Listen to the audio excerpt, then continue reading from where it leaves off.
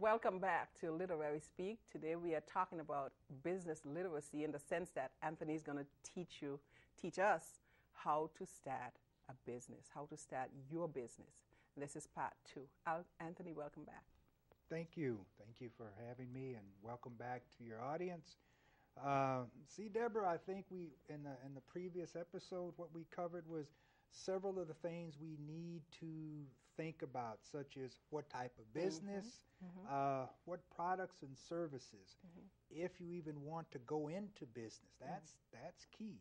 The target market, the competition, when you're going to be able to provide those products or services, and is it unique? What's going to bring Joe Public to you? What's different about your product, your service, than anyone else? How soon is it going to be ready? How much money will you need to get that business going? And how long will I have to finance it before the money really starts to come in? So from that, let's look at, will I need a loan? Most likely. For some, that is a good option. Unfortunately, if you don't have a lot of money and you don't have good credit, you may have to look at some other options. I have clients who come, and some have good credit. What I always tell my clients when they're starting a business, if at all possible, get a line of credit. Banks will loan you money if you don't need the money. And so that will help you. If you're already in business and you hit that tough time just like we're hitting now, it would be very difficult. So the next step is, can you find investors? Can you find people whom you can convince, who think like you? Hey, this is a unique product. This is a good product. Can this product work? Can it make money? If it can, am I willing to invest X amount of dollars for a return on my money? Now, you have to decide if you're going to let them have some say in the business or if they're just purely going to be investors. That's a decision you need to make before you start offering anything. And that's really important, because I was talking to somebody about my business the other day and building it, and he said to me, I need 55% of this business. I need to be able to have a controlling impact. And I'm thinking, wait a minute, this is my idea. I'm doing most of the work, the presentation and all of that. Why should you have 55% of it? All he's doing is lending me some expertise about doing a business itself, which is another reason why I'm glad you're here, because now I could tell him, see you, I don't need to talk to you. That's right. The nerve. He wanted controlling interest in the business. And all he was doing is giving me business expertise. So that's a really important thing. Talk a little bit more about that. How can you get around that?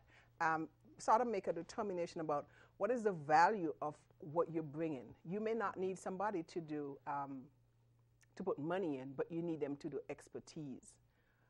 You need them to be out there talking to the public or whatever, if that's not your strength. So how do you evaluate,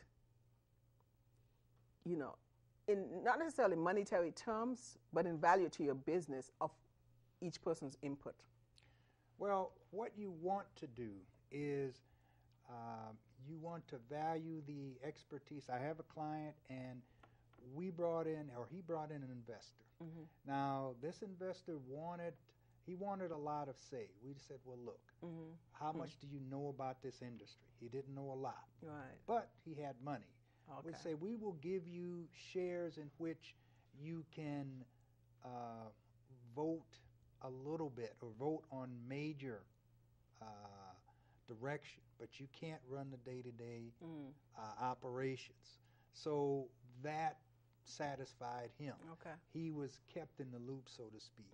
But you can't let everybody have a say. If they're not in the business, if they're not running that business, if they don't know how that business should work, you don't want to do that. A lot of entrepreneurs lose control of their business that way. Venture capitalists, generally what they do is they put up the funds and they take control. They will get you there, but they will sell it. and you will be wealthy, but you won't have the control, and you will have lost that business. So that's something you need to think about when you bring in investors.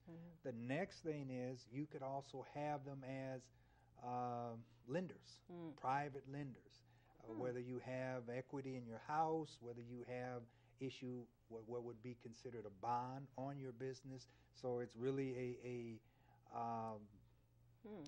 non-collateral loan, but you're paying higher rate than they would get in the bank, and most of these guys are willing to go with that. You need to think about that. The next is, and that's only after your business is going, there could be factors in which factoring is you're selling your receipts, your receivables, so you get your money quicker. However, you're only going to get a percentage of that. You're not going to get 100%. So on a $1,000 invoice, you may receive $80 or $800, I'm sorry, or you may receive $900, depending on the credit worthiness of your customer. So that you need to think about. But it gives you cash flow today. And that's sometimes, that invoice going out for 60 days or thereabouts, it will give that to you. Another type of financing is from your family. If they happen to have that money, then it's possible. It's or possible. if they believe in your vision, because a lot of times, I think that a lot of people have a mindset to work for somebody else. And it's very difficult to get them to see that I have a vision that potentially could make money and make me wealthy. A lot of times, family and friends, they don't see that. They tell you, go find a job. Right. Because that's their orientation. That's correct. And so how do you get people to kind of see, this is my vision. It is workable.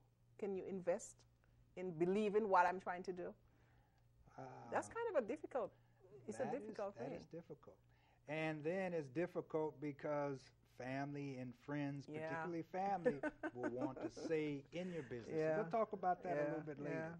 But that kind of gives us an idea of different ways to get money. Now, how are you going to price this product? And that's important because you know, or you should know, what your competition is pricing your product at. Right. Now, with what we do with taxes are interesting. It has a wide range of pricing. Sometimes you